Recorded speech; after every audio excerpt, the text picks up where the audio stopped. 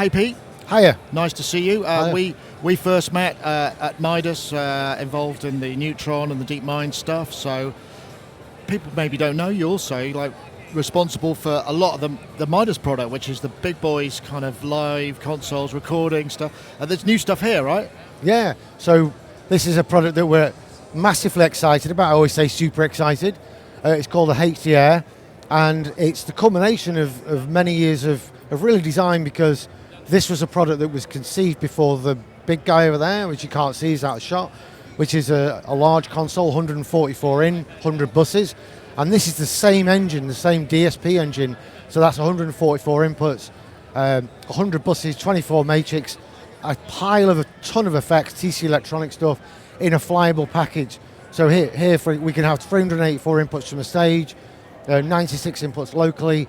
So this is an absolutely massive console, but it's in a very, very small package. And we get a lot of interest from people who actually want to use them in studios.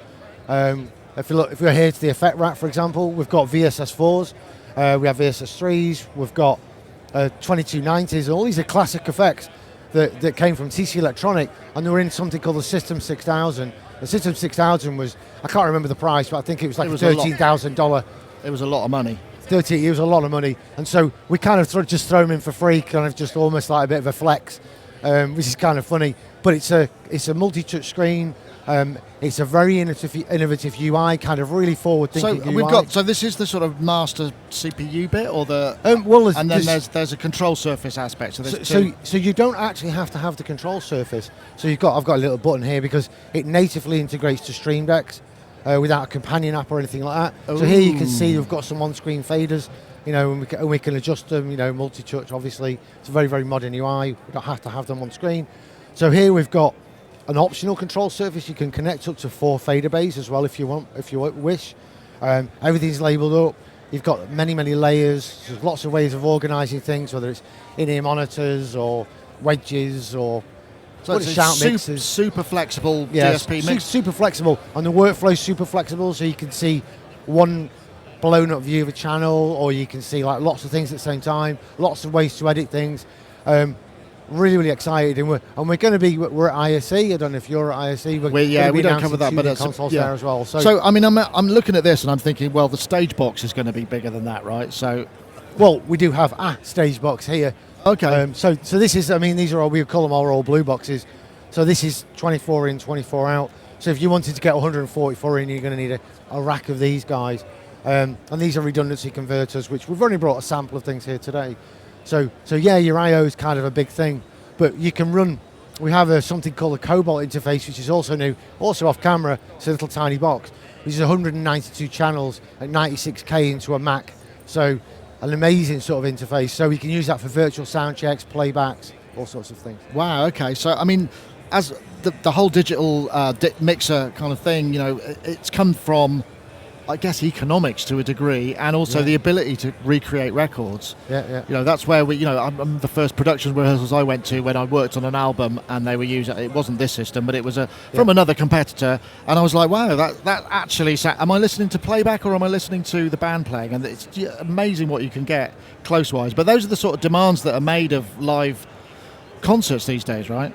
Yeah, I mean, live's interesting because it's gone from kind of, if you take the classic example, maybe the Rolling Stones is a small number of inputs really, but what you get now is you get a lot of tracks, you get a lot of people wanting to use what they've had in the studio, which creates a bit of a problem, because what that means is you end up using outboard gear, and the outboard gear, whether that's digital or analog, creates unreliability. So it's kind of a bit of a problem, and this is the approach we're going for here is put it all into the same place, have really high quality things, so there's no unreliability. But yeah, people have a lot of tracks, or more modern things is as lives, where they'll have a vocal that's been recorded and trying to mix it in a little bit to sort of clean things up a bit. Yeah. But we have pitch correction in here as well. There's piles. Lives become very complicated now. So these units, so essentially the modular nature of it, you're going to be getting the number of stage boxes you need, the number of, and is it all Cat5 or is it all MADI connected? How does it? So a mixture. So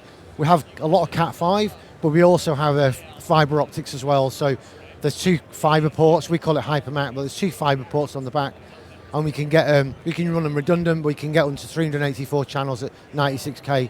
So basically, that'll run, I think it's a kilometre or something like that. That should be fine. But I guess also for stuff like this, you're talking, Olympics and big sporting events where you need to bring in a whole ton of channels. I mean, for this, no. I mean, we see people. We've got this out in beta at the moment, and they're not using it on big gigs at all.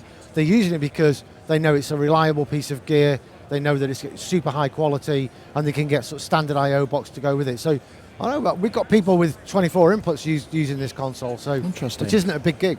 No, I suppose not. I mean, I guess the thing is, Midas are really known for sort of superlative analog electronics. Those touring desks were the sort of front of house for age. So that transition from pure analog to pure digital, does this sort of complete that to a degree, or is that? I mean, if we talk about sound quality, I mean, Midas Pre's in that, and actually, we're known in the industry, certainly the live industry, as no one complains about our mic pre's. We've probably got the best mic pre's in the business. It's a debate, but there's certainly amongst the rarefied atmosphere there. But we also have something very unique in the industry, where our headroom internally with our mix engine, we've gone up to 64 bits. We have a lot of headroom, and when you start adding everything up together, it really does make that big difference. So no distortion. So when you can really drive our pre's really hard, you can really hit the mix engine really hard, and it's a very forgiving console to do that with. Your gain structure can be a little bit broken, and we're still really, really good. So you say this is pre-production, or when's this out on the road and kind of available to buy or hire? I guess more likely. Right? This is in pre-production right now. So I'm expected to start shipping this. It better be this quarter, or I'm certainly going to be in a lot of trouble. So yeah, I'm expecting the next month we're going to have the first shipments, just after Chinese New Year, I would think. So what? I mean, if I'm a studio owner and I don't need the full blown thing, I mean, is it how comparable, how affordable is it likely to me to put into my studio? So this particular thing, we quote Matt. We can't control prices, obviously anti-competitive. So we talk about $20,000 for something like this, which isn't cheap, but it's at the end where people will invest in something like that, and we're going to have much more affordable versions coming out soon. But compared, if you looked at the equivalent specification from another console from a different manufacturer, you'd be talking 4 times, maybe 5 times the price for the equivalent spec. Right, okay. So it's a very affordable product. And I guess part of what you do is to get them into the high houses and all of their places so people will be renting them and as well as buying them. Yeah. Okay. Thank you very much, Pete. Thank you for having me.